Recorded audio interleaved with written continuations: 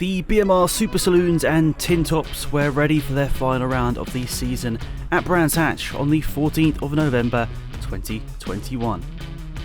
The mixed track conditions threw up a few surprises early on. The conditions were thought to improve, but the track would stay greasy for the whole session and in fact the whole day.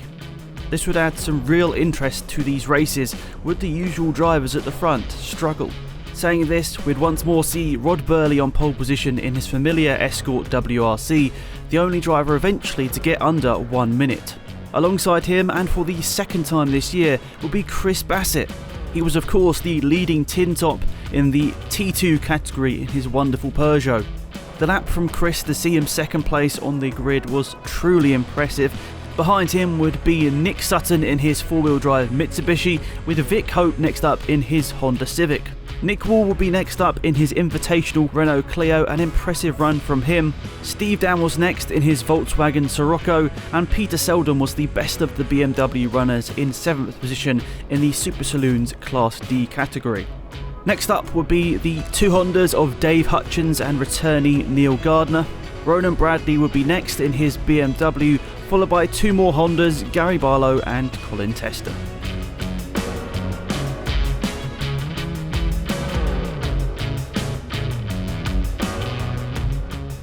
Then drama. As we were ready for the first race of the day, rain started to pour. None of us had expected rain on the day, so this had taken everyone by a little bit of surprise. And with virtually everyone out there on dry weather tyres, the clerk of the course made the wise decision to abandon the start. 10 minutes were given for teams to swap over tyres. However, unfortunately this message was not relayed to all drivers, seeing some return to the assembly area on the same tyres they were just out on. The field was then given 2 rolling green flag laps for the drivers to get used to the conditions once more. It'd be Rod Birley leading the pack into Paddock Hill Bend, with Steve Dan having an impressive start, moving up to second position, 4 places up on his qualifying position. It is Birley on pole position. It's the Peugeot of Chris Bassett alongside. Who gets into Paddock Hill Bend first then, and what are the track conditions going to be like? How much or little grip will there be? Let's find out then. The lights will go out. Now we're away and racing. There's definitely a bit of overtaking going on before the line there. That was one of the BMWs coming through, but it's Birley that holds on to the advantage through the first corner and will now try and escape up the road. A couple of wayward cars there. One of the Civics running a bit wide through the first corner. That was Colin Tester's number 80 car, I think, that was out over the painted curbs. Now that Mitsubishi in third position, I expect to be quick here, because again it's a four-wheel drive car. In these conditions, that's definitely the drivetrain that you want really at your disposal, so keep an eye to Nick Sutton. As I say that, he loses a position actually to the Scirocco of Steve Dan, who is on the inside. Steve Dan started all the way down in 6th place on the grid. He's up to 3rd already and challenging now for 2nd actually on the inside into Surtees. Didn't quite get past the Peugeot. That big heavy Mitsubishi actually struggling a little bit, it seems, in these conditions. Bassett would hold on to 3rd for a few laps until Sutton squeezed by on lap number 3 just as the safety car appeared. The unfortunate incident for Selden saw him have a quick spin, which saw him unfortunately collect Ronan Bradley, who would then come to a stop at the edge of the track, an unfortunate DNF in race number 1.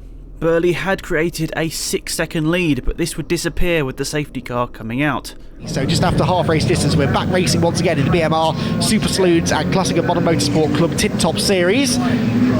TinTops being led by Bassett. Now that is the number 80, isn't it, of Colin Tester. He's got a problem, I think. Well, the others can't overtake him before the line. So, or was it the BMW that had? No, it was the BMW. I beg your pardon. It was hard to tell who was ahead there. So the 101 car was slow for some reason, and Colin Tester couldn't go past him until they crossed the line. So the 101 car is a lap down, so I can't actually tell from the timing screen whether or not he did pass him before the line. If he did, it was fractional. Well, that's a shame for Colin, because that drops him now. He lost about 8 seconds through all of that. Side by side there, a couple more BMWs making their way through. That's Peter Selden. So Selden carried on then, although he has another big slide there, the red BMW. But this is the car that was involved in the contact with Ronan Bradley at this part of the circuit that triggered the safety car. I assumed that Peter was out of the race, but that's not the case. Once the safety car was in, the race pace had settled down. Rod Birley still out front, but Steve Dan, putting in some impressive laps in his lower class Volkswagen Sirocco, was almost matching the leader's pace. Sutton was doing well in third position, but then Nick Wall in his impressive Renault Clio would overtake him and get onto the overall podium. It's all changed actually since we last saw them, because it's now the 45 BMW of Martin Scott, which I'll remind you started 21st, but the Golf liveried car is now ahead of the Peugeot into 6th. So 6th place for 21st for the BMW, and now Peter Selden closing in as well. Bassett was slipping back, not favouring the even wetter conditions. He would have a good battle with Hutchins and Gardner. Eventually, after some fantastic battling, Hutchins would get through and take the tin-top lead on lap number 9, as Bassett would try to fend off Gardner. Another driver with an impressive race was Martin Scott. He had started in 21st position after struggles in qualifying with the car. Impressive and consistent lap times would see him move all the way up to 5th position, and he was being shadowed by Selden, recovering from his spin early on. Right, battle for, what's this now? This is 8th place that Chris Bassett has fallen down into, and he's got the number 88 Honda Civic, Neil Gardner right behind him. There's Rod Birley, he's put a lap on them now. Rod Birley 1.2 seconds ahead of Steve Dan, so he set a purple second sector last time, did Birley, but his first sector was really slow. In traffic, Rod Birley is actually being a bit more tentative, I think, than Steve Dan, and he gets delayed again by the traffic now going through Surtees, so look how much closer that black Scirocco is getting. The trouble is, I think this is going to be the final lap. If there'd been one more lap, I reckon Dan might have had a shot at this, but he's just going to run out of time, because the time does now tick down to 0. Rod Birley tries to find a way through the traffic. Careful, Rod. It is win 699 for Rod Birley, who wins the opening race of the day for the BMR Super Saloons here at Brands Hatch, and he's one away now from that really incredible milestone. Second place goes to Steve Dan, only 9/10 in it at the end after Rod had to really back off on the final couple of laps in traffic.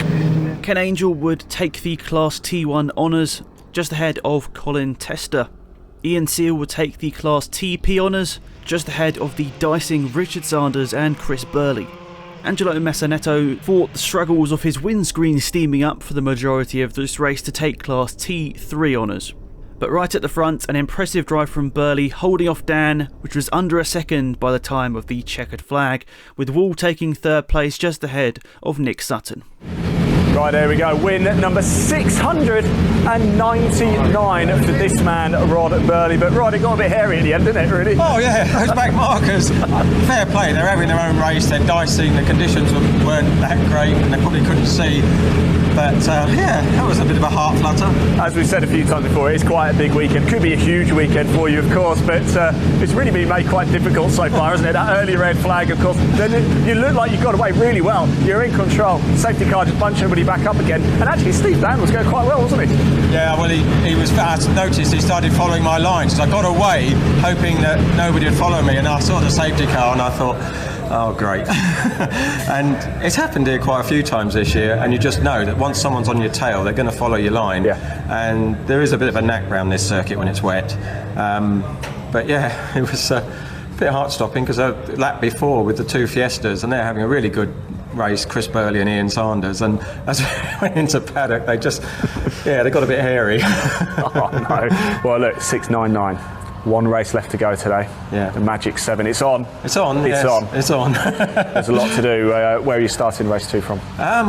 Well, that result of this race determines the grid for the second, so we're on pole. Perfect. I've got a feeling that I'll be very surprised if it dries out now, but it's still going to be a lottery on who makes their tyres last. It's still actually raining now, very fine, but you know, it's not going to clear, is it? I don't think. I think this is it. This is November, Brands Hatch.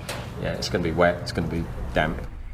Race 2 was set to be something special as the drivers would race into the darkness. By the time the cars would set off on their rolling formation lap, it was actually very gloomy, so the headlights were already required. Rod Birley on pole position. Alongside him is Steve Dan's VW Scirocco. As we race into the darkness here, then one of the BMWs at the back of the grid, that might be Paul Watson coming into the pit lane. But the rest of the field facing the start gantry. The lights go out now, we're away and racing. Good start made by Chris Bassett there in the Peugeot, who goes up the middle of the two cars in front of him. It's Birley that gets the lead though. To the outside line goes Nick Sutton in the Mitsubishi, challenging for second through paddock, trying to make his way down through the dip ahead of Steve Dan's Scirocco, which he does manage to do, and then charging up the inside. That's the Clio of Nick Wall, who I think is going to go third. He's certainly going to go level third with the Scirocco as they go through Druid's corner for the first time.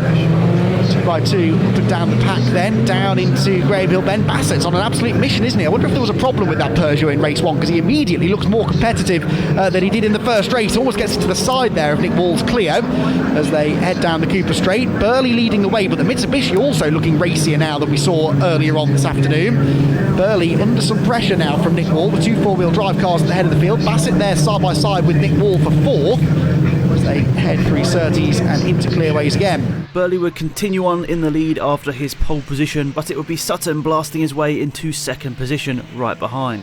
The white Mitsubishi had more suitable wet weather tyres this time and was clearly on a mission. A midweek engine rebuild had also found him some extra power, so it was set to be a very interesting contest out front. The 2 4-wheel drive cars would quickly pull away, leaving Dan and Wall to fight over 3rd position. Their battles made a terrific sight in the ever-darkening conditions. Into Graham Hill Bend again, Rob Birley just placing the car exactly where he needs to be. You don't have to be the fastest car on track to win the race, but he was very slow off Graham Hill Bend. The Mitsubishi almost on the grass as Nick Sutton tried to find a gap on the inside and capitalise on that. Was that a missed gear? Was it the start maybe of a mechanical gremlin for Rod Birley? Let's hope not. That would be heartbreaking if that were to cost him the chance of the victory here. It's defending nicely for now, but the Mitsubishi is looking like an ever bigger threat, isn't it? We're into the middle third of the race now. 15-minute race this, not just under 10 minutes remaining. Rod Birley's going to have to keep watching those mirrors more almost than he's looking out of the windscreen to keep the Mitsubishi at bay. A couple of times Sutton would draw alongside Birley, but the Black Escort, being on the right line, would get the speed out of the corner. That was the 27, I think, and around goes the Clio, up at Druid's corner, and that was all on his own, I'm afraid. The spin for the 180 car. Mark Williams now needs to get back in 1st gear and wait for a gap in the traffic, because the race leaders are now arriving on the scene, and then another group of cars behind.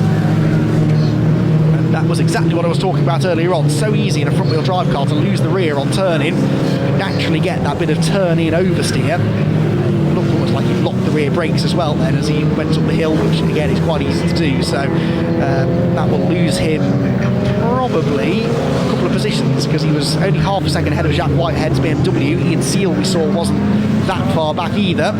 On lap number 8, Mark Williams had spun his Renault Clio at Druids, and unfortunately it refused to restart, meaning a safety car was deployed.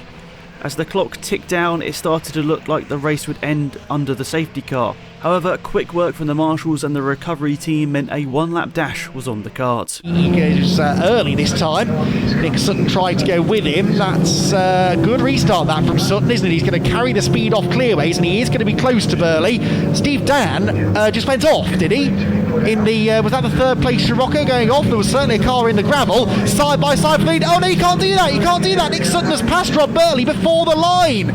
You cannot overtake before the line out the safety car restart, so Nick Sutton's blown it. That is such a shame. He's ahead, but I'm absolutely certain that he will not be allowed to retain the race lead then. Nick Sutton in front.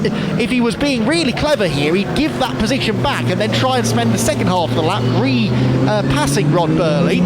I don't think Birley's got a problem. He just didn't really accelerate as quickly as Sutton expected him to. Sutton will therefore try and claim that Birley went and then slowed again, but oh dear. So Nick Sutton is going to win this one, I think, on the road, but whether that stands, we probably won't know until sometime after the race. Through Surtees, up towards Clearways goes the Mitsubishi, and Nick Sutton is going to come through. It wasn't, I don't think it was Dan that went off. I think it was a back marking car. So Steve Dan is still there in 3rd place. The race on the road, though, in a bizarre way, is going to be won by Nick Sutton, and Rod Birley will come home in 2nd place. But that position changed hands before the start-finish line. Nick Sutton had driven a fantastic race, also capturing the fastest lap. But the unfortunate move just before the safety car line meant he would receive a penalty, meaning Birley would cross the line in 2nd position, but after the penalty would finish in 1st. Thankfully, no more than a reversal of the top 2 positions was needed. Birley would take his 700th win, but Sutton finishing 2nd, also an impressive race, possibly his best in the series so far. Behind them was Steve Dan, once again winning Class B. Nick Wall, another impressive run for him and his Renault Clio in 4th position. Bassett looks quicker this time to take 5th place overall and the leading TinTop. He was closely pursued by Bradley and Selden, the latter winning Class D once more. Scott was next on the road, but because of a small indiscretion would take a time penalty, meaning that Mark Cripps would take Class C over him in the ex-Kenny Hunt and Steve Dan Volkswagen Golf. Hutchins was 10th overall and the second TinTop home, just ahead of Vic Hope. Tester would win Class T1 in Gideon September's Honda, as Ken Angell was excluded for going the wrong side of Williams' stranded car. Gardiner was 13th, just ahead of Barlow. The first lap finisher was Nick Lunn in 15th. He was just ahead of Richard Sanders, getting the better of Ian Seal on the last lap of the race in Class TP. Birley and Massinetto would complete the finishers, Jack Whitehead and Paul Watson both having to retire their BMWs. Steve Dan was awarded Driver of the Day, a truly worthy recipient of the award after a fantastic result in the first race and once more in the second. It's been a great season for the Saloons and TinTops. The combination of cars on tracks together actually provided some exciting races throughout and sometimes saw the TinTops throw a surprise and get amongst the Super Saloons. It helped keep the cost down for the drivers and also the club. Thank you for tuning in to this final review of 2021. We're very much looking forward to the 2022 season where we can expect even more great racing.